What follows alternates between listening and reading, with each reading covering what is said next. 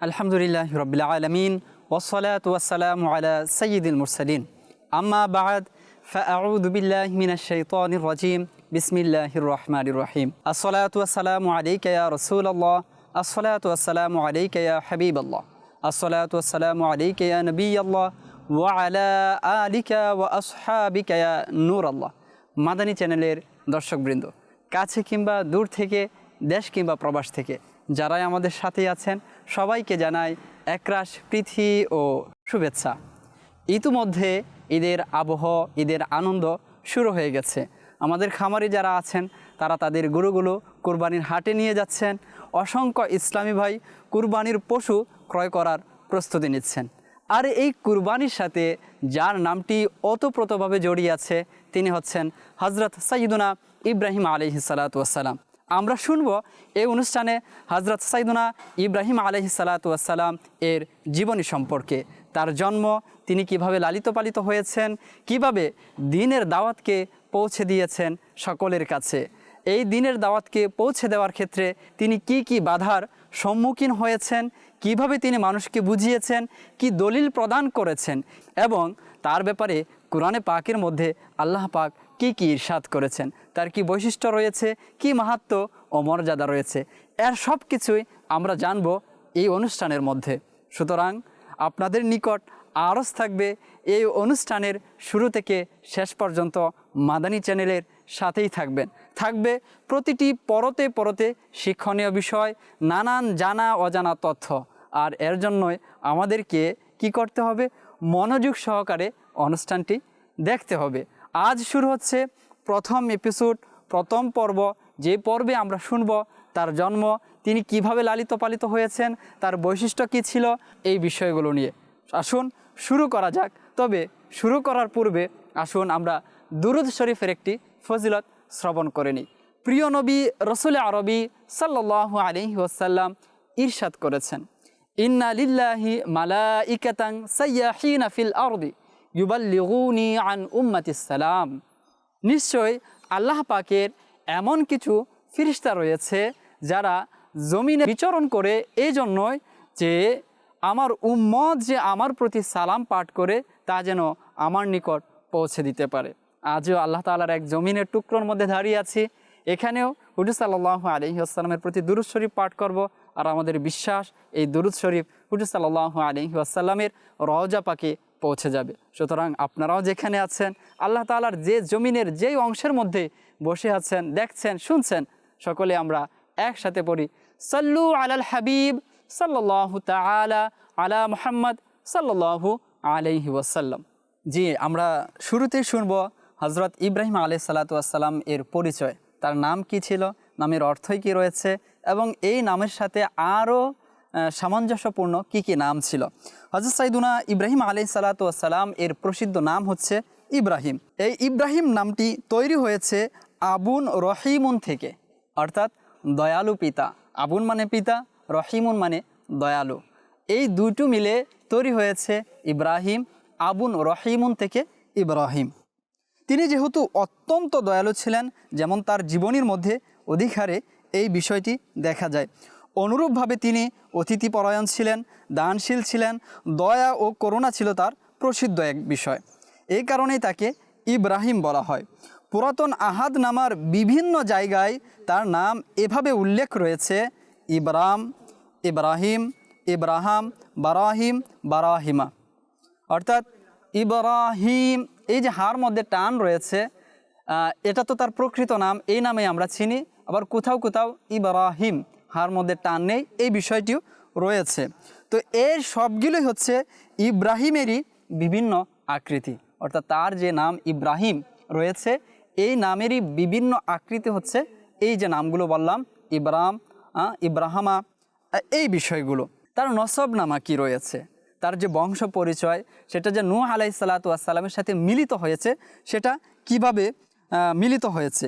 তো এই ব্যাপারে বলা হয় যে তার বংশ পরম্পরা হলো ইব্রাহিম বিন তারুখ বিন নাহুর বিন সারুখ বিন রাগু বিন ফালিক বিন আবির বিন শালিখ বিন আরফাকশাদ বিন সাম বিন হজরত নূহ আলাইহিস সালাতু ওয়াস সালাম। অর্থাৎ হজরত নূহ আলাইহিস সালাতু ওয়াস সালামের যে একজন পুত্র ছিল সাম, সেই সামের বংশধরই হচ্ছে হজরত ইব্রাহিম আলাইহিস সালাতু ওয়াসসালাম। আমরা জানি যে পৃথিবীতে যখন নূহ আলাইহিস সালাতু ওয়াসসালামের সময় প্লাবন এসেছিল, পৃথিবী প্লাবিত হয়েছিল, এরপর নূহ আলাইহিস সালাতু ওয়াসসালামের বংশধরদের মাধ্যমে পৃথিবীতে আবার মানুষ আবাদ হয়। আর এই বিষয়ে কোরআনে পাকের মধ্যেও ইরশাদ হয়েছে যে আল্লাহ তাআলা তার বংশধরদের ব্যক্তিদেরকে বাকি রেখেছেন।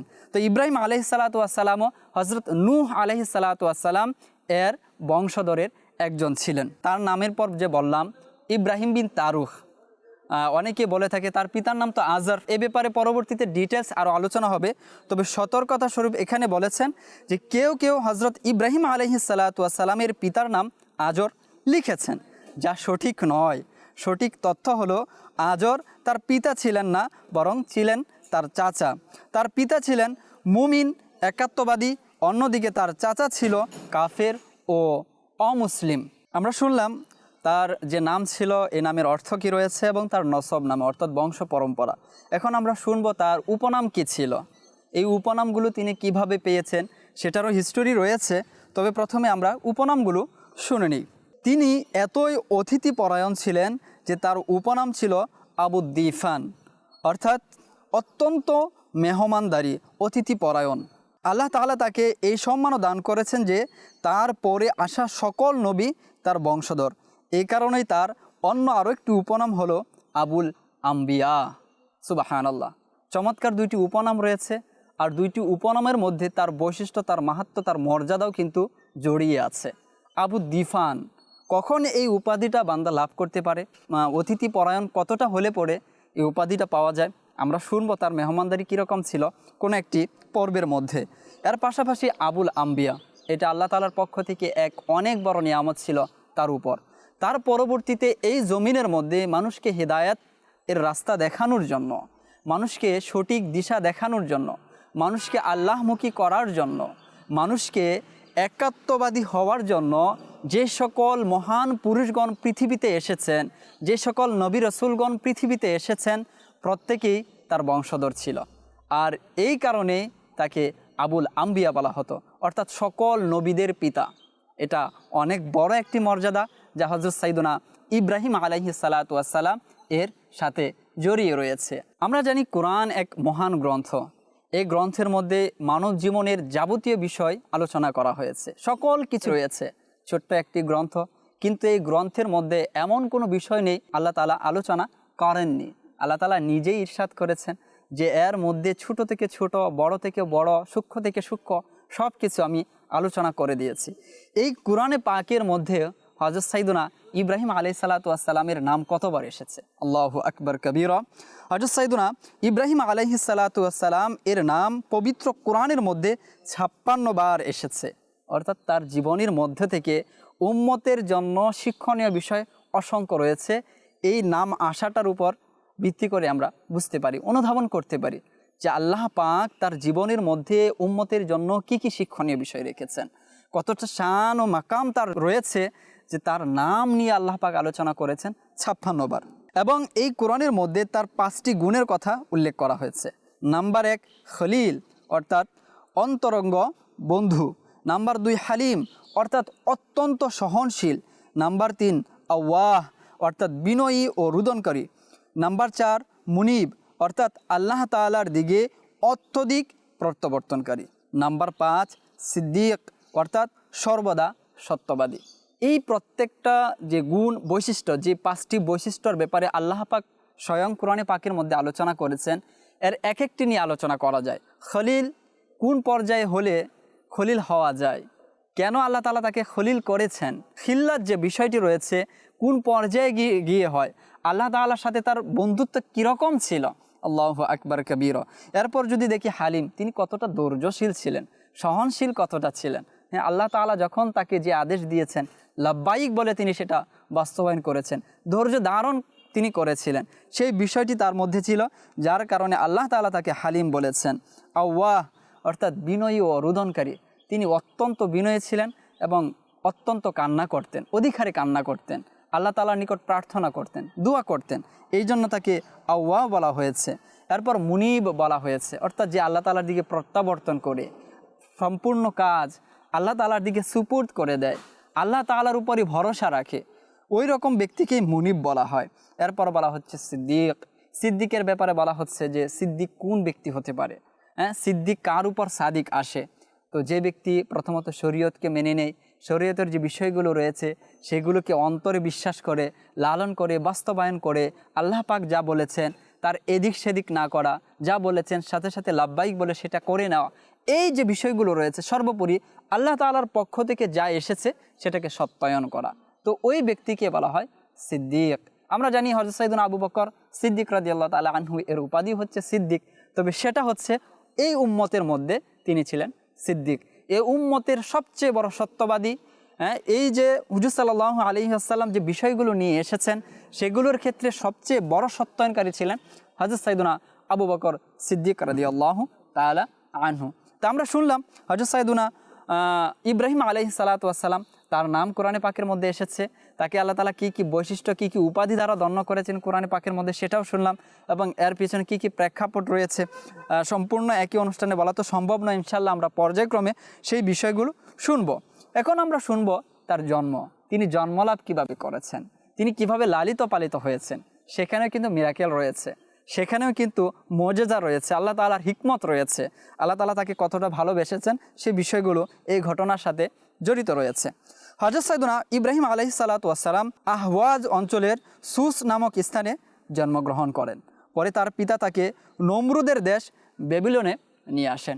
আমরা বেবিলন সভ্যতা সম্পর্কে শুনেছি, বখতে নাসরের কথা শুনেছি, যে বখতে নাসর বেবিলনের যে ছিল অত্যন্ত বড় এক প্রভাবশালী বাদশাহ ছিল, এবং পুরো পৃথিবীতে যে 4 জন বাদশাহ তার সাম্রাজ্য কায়েম করেছিল তার মধ্যে হতে 2 জন ছিল মুসলমান আর 2 জন ছিল অমুসলিম, এক হচ্ছে নমরুদ আর এক হচ্ছে বখতে নাসর। তো এই বেবিলন সভ্যতা প্রাচীন এক সভ্যতা, তো সেই সভ্যতাকে কেন্দ্র করে যেই সকল রাজা বাদশাহ পরিচালনা করেছে, তাদের রাজ দরবার রাজ্য পরিচালনা করেছে, তো বেবিলন সভ্যতা আমাদের সকলের পরিচিত।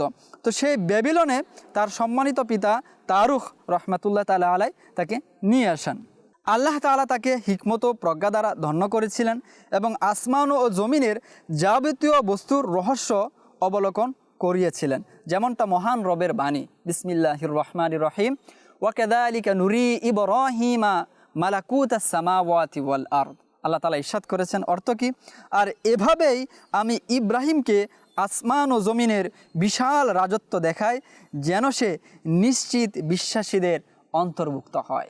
অর্থাৎ আল্লাহ তাআলা তাকে পৃথিবীতে পাঠান, এরপর যে অঞ্চলে জন্মগ্রহণ করেছিলেন সেখান থেকে তিনি বেবিলনে আসেন, আর সেখানে আসার পর আল্লাহ তাআলা তাকে যে আসমান ও জমিনের যে বিষয়গুলো রয়েছে সেই বিষয়গুলো আল্লাহ তাআলা তাকে দেখান, এবং কেন দেখান, এই জন্য দেখান যেন তিনি নিশ্চিত বিশ্বাসীদের অন্তর্ভুক্ত হতে পারেন। অর্থাৎ বিশ্বাসীদের যে প্রথম ক্যাটাগরি রয়েছে সেখানে তো সম্মানিত নবীগণ আছেনই, এবং তিনি শুধু সেই সারির অন্তর্ভুক্ত ছিলেন এমনই নয়, বরং সেই সারির মধ্যেও প্রথম শ্রেণীর যারা ছিলেন তাদের মধ্য হতে তিনি একজন ছিলেন। উলুল আজম আমরা জানি শুনেছি যে 5 জন রসুল ছিলেন উলুল আজম, তন্মধ্য হতে ইব্রাহিম আলাইহিস সালাতু ওয়াস সালামও উলুল আজমদের একজন ছিলেন। আল্লাহু আকবার কাবীরা। তার এই জন্মর ব্যাপারে তিনি যে আগমন করেছেন এই ব্যাপারে মুফাসসির এবং ঐতিহাসিকগণ বর্ণনা করেন যে তিনি কিভাবে জন্মগ্রহণ করেছেন। তা তো জন্ম হওয়ার আগে নমরুদ সেখানকার যে শাসক ছিল সেখানকার ব্যবস্থা নিয়েছিল, উদ্যোগ নিয়েছিল যেন কোনো পুত্র শিশু সন্তান জন্মগ্রহণ করতে না পারে। তারপরে তিনি কিভাবে জন্মগ্রহণ করলেন সে ব্যাপারে মুফাসসির ও ঐতিহাসিকগণ বর্ণনা করেন যে কানআনের পুত্র অর্থাৎ নমরুদ ছিল এক পরম অত্যাচারী রাজা। সেই সর্বপ্রথম মাথায় মুকুট পরেছিল, সে মানুষকে দিয়ে নিজের উপাসনা করাতো এবং প্রচুর গণক ও জ্যোতিষী তার দরবারে থাকত।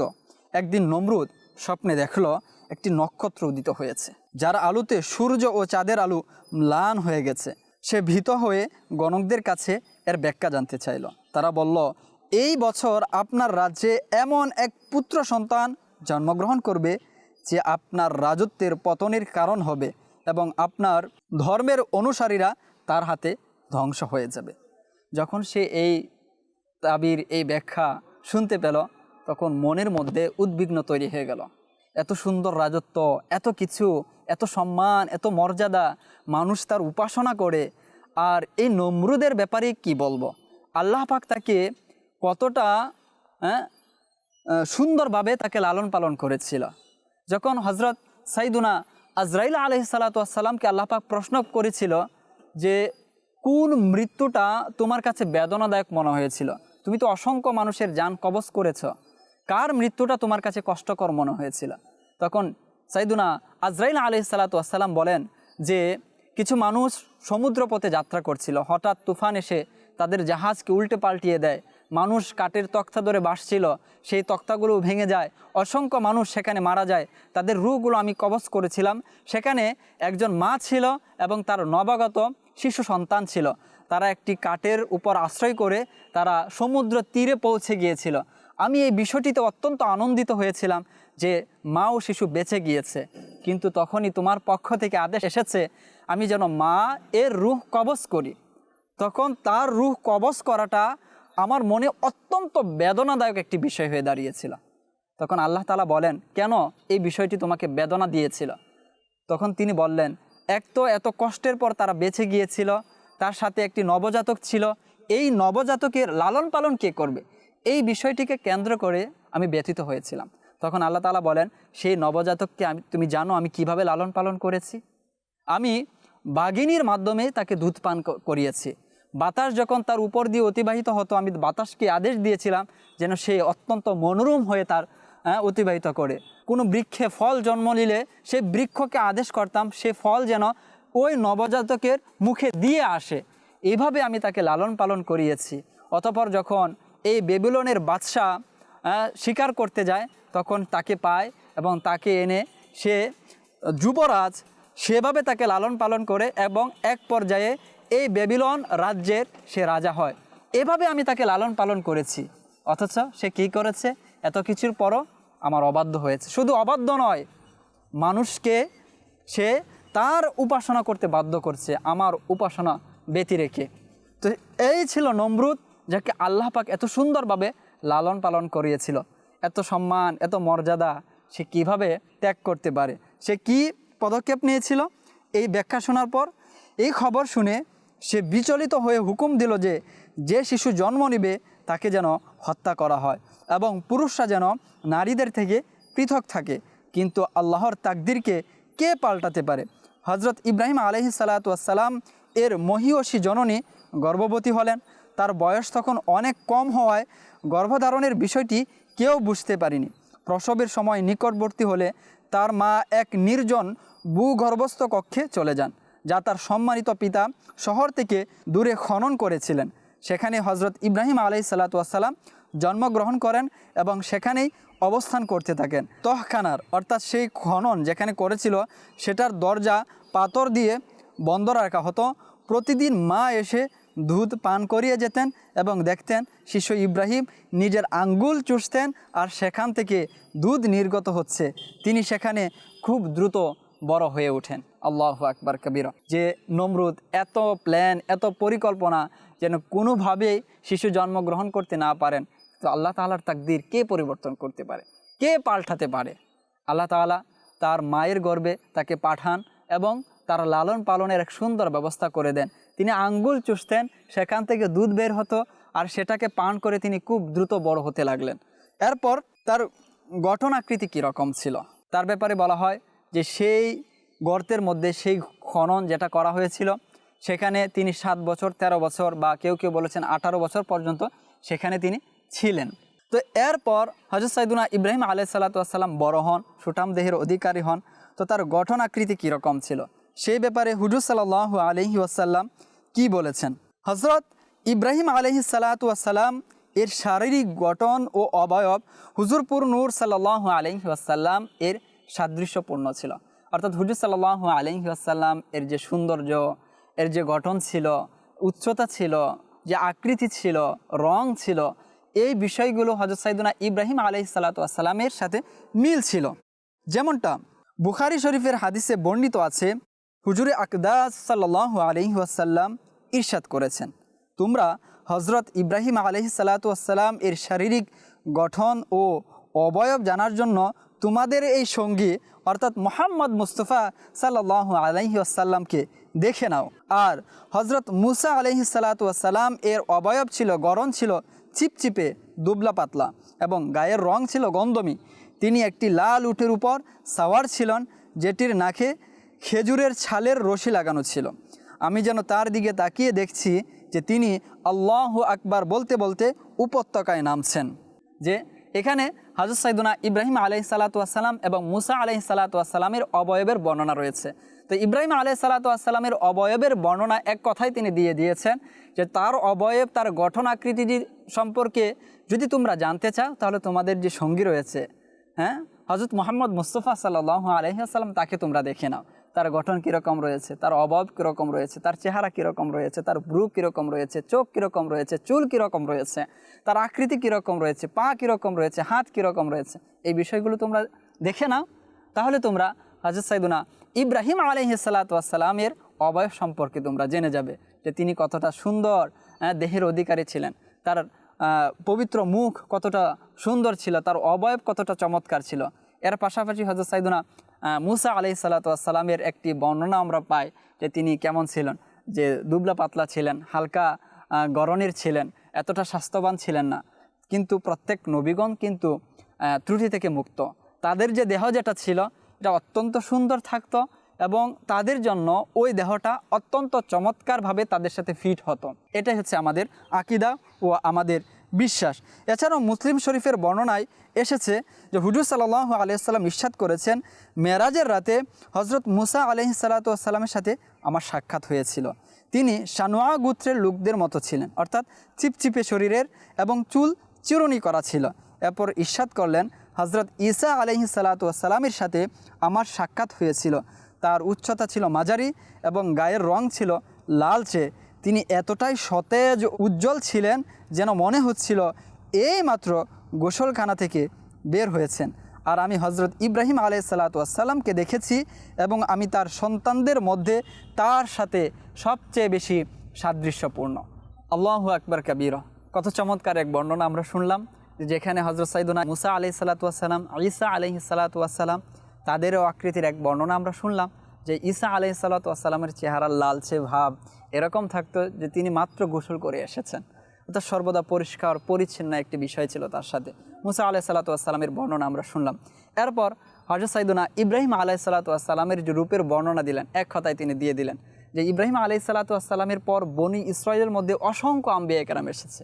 যদি আমরা গণনা করতে শুরু করি যে ইসহাক আলাইহিস সালাতু ওয়াসসালাম, ইউসুফ আলাইহিস সালাতু ওয়াসসালাম, এরপর হচ্ছে মুসা আলাইহিস সালাতু ওয়াসসালাম, সুলাইমান আলাইহিস সালাতু ওয়াসসালাম, দাউদ আলাইহিস সালাতু ওয়াসসালাম, জাকারিয়া আলাইহিস সালাতু ওয়াসসালাম, ইয়াহইয়া আলাইহিস সালাতু ওয়াসসালাম, এমনকি ঈসা আলাইহিস সালাতু ওয়াসসালাম, আরও আম্বিয়া কেরাম তো রয়েছেন, সেখানে দানিয়াল আলাইহিস সালাতু ওয়াসসালাম, আরমিয়া আলাইহিস সালাতু ওয়াসসালাম। তো অসংখ্য আম্বিয়া কেরাম যুগে যুগে এসেছে, কিন্তু কারো চেহারা প্রিয় নবী রসুল আরবি সাল্লাল্লাহু আলাইহি ওয়াসাল্লাম এর মতো ছিল না। এবং প্রিয় নবী রসুল আরবি সাল্লাল্লাহু আলাইহি ওয়াসাল্লামের চেহারায় হজরত ইব্রাহিম আলাইহিস সালাতু ওয়াসসালামের সাথে সবচেয়ে বেশি মিল ছিল। আল্লাহু আকবার কাবীরা। অর্থাৎ ইব্রাহিম আলাইহিস সালাতু ওয়াসসালামের বংশধর তো প্রত্যেক নবী ছিলেন এর পরবর্তীতে, কিন্তু কারো চেহারায় তার সাথে হুজুর সাল্লাল্লাহু আলাইহি ওয়াসাল্লামের সাথে চেয়ে অধিক বেশি মিল ছিল না। তো এই কথাটি হুজুর সাল্লাল্লাহু আলাইহি ওয়াসাল্লাম মুসলিম শরীফের হাদিসের মধ্যে এক কথায় বলে দিয়েছেন। এখন তো কৌতূহল জন্মালো যে তাহলে হুজুর সাল্লাল্লাহু আলাইহি ওয়াসাল্লামের চেহারা কীরকম ছিল। আল্লাহু আকবার কাবীরা। এই কথাটি হযরত সাইয়েদুনা হাসান বিন সাবিত রাদিয়াল্লাহু তাআলা আনহু তিনি এক কথায় বলে দিয়েছেন কবিতার মাধ্যমে, তোমার চেয়ে সুন্দর কোনো সত্তা আমার দুনয়ন কভু দেখেনি, তোমার চেয়ে রূপময় কোনো সন্তান কোনো মা কভু জন্মেনি, তোমায় সৃষ্টি করা হয়েছে রূপ সৌন্দর্যের সকল দোষ থেকে মুক্ত করে, যেন তোমায় সৃষ্টি করা হয়েছে তুমি যেমন চাও তেমনই করে। আল্লাহু আকবার। তো হুজুর সাল্লাল্লাহু আলাইহি ওয়াসাল্লামের সৌন্দর্য, তার অবয়ব, এ ব্যাপারে অসংখ্য কিতাবও রচিত হয়েছে। আমরা যদি শামাইলে তিরমিজি যদি দেখি, আমরা যদি শিফা শরীফ সেখানে অধ্যয়ন করি তো সেখানেও বর্ণিত হয়েছে। এর পাশাপাশি উম্মে মাআবাদ রাদিয়াল্লাহু তাআলা আনহা তিনি হুজুর সাল্লাল্লাহু আলাইহি ওয়াসাল্লামের চেহারার বর্ণনা দিয়েছেন যে হিজরতের সময় যখন নবী করিম সাল্লাল্লাহু আলাইহি ওয়াসাল্লাম উম্মে মাবাদের তাঁবুর পাশ দিয়ে যাচ্ছিলেন, তখন তিনি তার যে অপূর্ব বর্ণনা স্বামী আবু মাবাদের কাছে দিয়েছিলেন তা ইতিহাসের পাতায় স্বর্ণ অক্ষরে লেখা আছে। তার বর্ণনা ছিল অনেকটা এমন: আমি এমন এক ব্যক্তিত্বকে দেখেছি যার সৌন্দর্য অত্যন্ত উজ্জ্বল এবং চেহারা অতি মনোরম। তাহার দেহ সৌষ্ঠব ছিল সুসামঞ্জস্যপূর্ণ, মস্তক মুবারক অতি ছোটও নয় আবার অতি বড়ও নয়। তার চোখের মণি ছিল ঘন কালো এবং চোখের পাতাগুলো ছিল দীর্ঘ। তার কণ্ঠস্বর ছিল গম্ভীর ও অত্যন্ত সুমধুর। তার চোখের চারপাশ ছিল অত্যন্ত সাদা এবং চোখের ব্রু দুটি ছিল সরু ও পরস্পরের সাথে প্রায় মিলে যাওয়া, ধনুকের মতো। তার চুলগুলো ছিল ঘন কালো। তিনি যখন চুপ থাকতেন তখন তার মধ্যে এক গম্ভীর্য ফুটে উঠত, আবার যখন কথা বলতেন তখন এক অপার্থিব দীপ্তি ও সৌন্দর্য তাকে ঘিরে রাখত। দূর থেকে দেখলে তাকে সবচেয়ে আকর্ষণীয়, মহিমান্বিত মনে হতো। তার কাছ থেকে দেখলে তাকে পৃথিবীর সবচেয়ে সুন্দর ও মিষ্টভাষী মানুষ মনে হতো। তার কথা ছিল মুক্তার মালার মতো ঝরঝরে। তিনি মাঝামাঝি গড়নের ছিলেন, অতি দীর্ঘও নয় আবার খুব কাটোও নয়। তার সঙ্গীরা তাকে সবসময় ঘিরে রাখে। তিনি কিছু বললে তারা গভীর মনোযোগ দিয়ে শুনেন এবং কোনো আদেশ দিলে তা পালনে প্রতিযোগিতা করেন। তিনি বিমর্ষও নন আবার অসার কথাও বলেন না। আল্লাহু আকবার কবীরা। অর্থাৎ উম্মে মাবাদ রাদিয়াল্লাহু তাআলা আনহার এই বর্ণনায় হুজুর সাল্লাল্লাহু আলাইহি ওয়াসাল্লাম এর সৌন্দর্য, কথা বলার ধরন, তার অবয়ব, এই বিষয়গুলো ফুটে উঠেছে। তো এই বিষয়গুলো থেকে হযরত সাইয়েদনা ইব্রাহিম আলাইহিস সালাতু ওয়াস সালাম এর সৌন্দর্যের একটা আমরা অনুমান করতে পারি যে হযরত সাইয়েদনা ইব্রাহিম আলাইহিস সালাতু ওয়াস সালাম কেমন ছিলেন। যেহেতু হুজুর সাল্লাল্লাহু আলাইহি ওয়াসাল্লাম বলেছেন তার সন্তানদের মধ্যে হতে সবচেয়ে বেশি সামঞ্জস্যপূর্ণ তার দেহের সাথে যার মিল রয়েছে সেটা হচ্ছে আমি। তো হুজুর সাল্লাল্লাহু আলাইহি ওয়াসাল্লামের সৌন্দর্য সম্পর্কে যখন আমরা বুঝতে পারবো, তো হযরত সাইয়েদনা ইব্রাহিম আলাইহিস সালাতু ওয়াস সালামের সৌন্দর্য, তার চেহারার অবয়ব, তার গঠনাকৃতি, তার গড়নাকৃতি আমরা ধারণা লাভ করতে পারবো। এই ছিল হযরত সাইয়েদনা ইব্রাহিম আলাইহিস সালাতু ওয়াস সালামের পরিচয়। আমরা শুনেছি জন্ম কিভাবে হয়েছে, লালিত পালিত কিভাবে হয়েছেন এবং তার দেহ মুবারক কী রকম ছিল। তো যা শুনেছি এর উপর বিশ্বাস রাখা এবং তাদের প্রতি ভক্তি শ্রদ্ধা রাখা, আল্লাহ পাক আমাদেরকে তৌফিক দান করুন। আজ এই পর্যন্তই। পরবর্তী অনুষ্ঠান দেখার আমন্ত্রণ জানিয়ে শেষ করছি। ততক্ষণ পর্যন্ত ভালো থাকুন, সুস্থ থাকুন, মাদানী চ্যানেলের সঙ্গে থাকুন। সল্লু আলাল হাবিব সাল্লাল্লাহু তাআলা আলা মুহাম্মদ সাল্লাল্লাহু আলাইহি ওয়াসাল্লাম।